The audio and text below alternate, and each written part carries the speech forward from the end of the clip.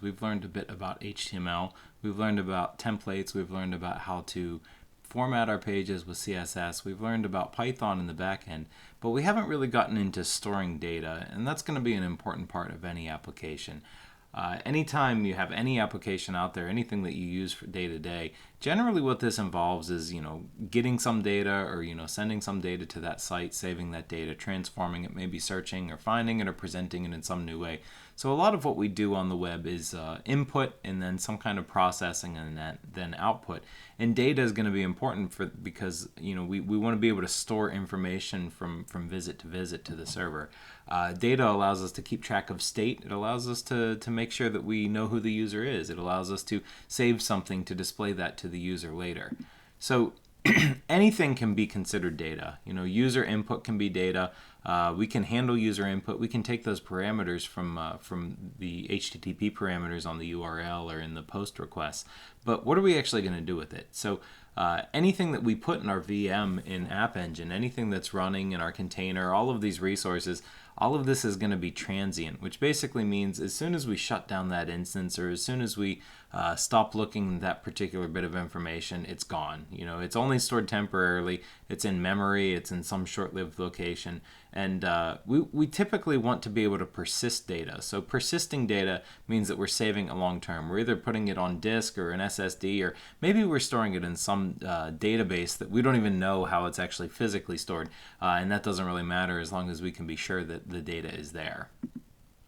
So why do you want to store data? Well, when you're dealing with a desktop application, if you've written a lot of applications that work at the command line, or maybe you've built some applications with a user interface that works on the desktop, there's usually some kind of data involved there, but you can save it to a file. You can do something pretty basic with it. You might not even update data or retrieve data. If you made a video game, it might not need to store any data or save any data to the file system at all. But when we get into enterprise applications tend to kind of thrive on this idea that many people are using them. So it's going to service the needs of a lot of different users. And if you think about things like, something as sophisticated as like an applicant tracking system for HR and recruiting purposes, or something as basic as an email client, this is going to have to save some data. All of these users are going to be putting data into the system. If you think about something like Facebook, a lot of people might update a post or they might save a picture, and all of that is formatted into a feed for all of the other users. So all of these different applications, whether they're enterprise applications for corporate use or they're just a web app like Facebook or Instagram that you use, they're all involved in dealing with a lot of users, servicing the needs of many users, and typically updating, retrieving, and storing some data. So the web applications that we interact with, like I said, they provide mechanisms to update, retrieve, store, and delete data. And I think that a lot of web applications kind of operate similarly to these enterprise applications. So, in fact, a lot of enterprise applications now are delivered as web applications. If you're using any type of information system, employee information system, almost certainly in 2021 or 2022, even in the last 4 or 5 years, all of those are going to be operating over the web, and they're going to be using the same kind of tools and techniques that we've already talked about in this class, HTML, CSS, and they're probably going to have some kind of back-end processing. It might not be Flask or Python, but a lot of web applications work this way. So when we actually get into what we're going to do with data, we're actually going to spend the next few videos talking about data. Data is actually a pretty big topic when it comes to these web applications. So probably the simplest thing that you can do with any type of real structured data is a CSV file. And a CSV file is a comma-separated values file. The name is a little misleading because sometimes it's not actually commas. I've seen CSV files that use semicolons to separate data or tabs to separate data. But you can store in a CSV file, a plain text file. You can format a file specifically for your needs.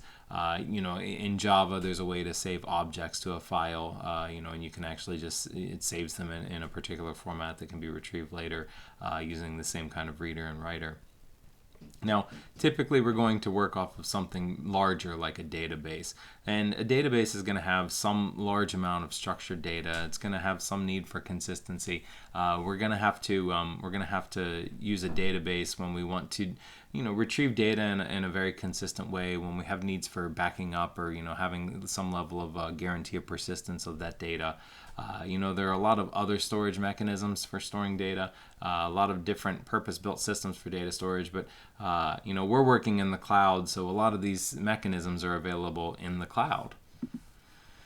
Now, before we start getting into managing data, there are typically, we talk about the V's of data, and I've seen this communicated as 4 V's of data, 5 V's of data, 6, 7. I think I've even seen once they had 8 V's of data, but I think that 5 pretty much covers the point. When we're thinking about data, we have to think about the volume of data. How much data are we looking at? Is it a lot of data? Is it a lot of data? We started, when you wrote a website in the 90s, in the early days of the web, you might save a few megabytes of data if you had a larger site. Nowadays, we talk about data in petabytes and sometimes even exabytes. These new websites with millions or billions of users can generate a lot of data very quickly. So we have to think about how we're going to continue to store that level of data. We have to think about the variety of data. What kind of data do we want to store? Typically in a database, you might store text data, or numeric data, but you might also need to store images or videos or other things.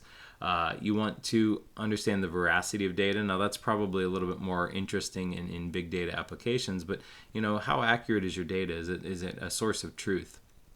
Velocity is another important factor here.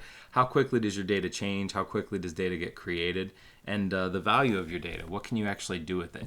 So for a lot of applications, the value of your data is, saving data for users and allowing them to look it up later. Sometimes it's saving some central information that other users can then access. So the value of your data can be very interesting when we're thinking about how we're going to build our web applications. So this is a quick overview of data. Hopefully it's useful for getting you to start thinking about it. We're going to get further and further into this topic. We're going to learn how to store data. We're going to learn more about how to model data for our applications. But for now, hopefully you can kind of start thinking about data. Thank you for watching.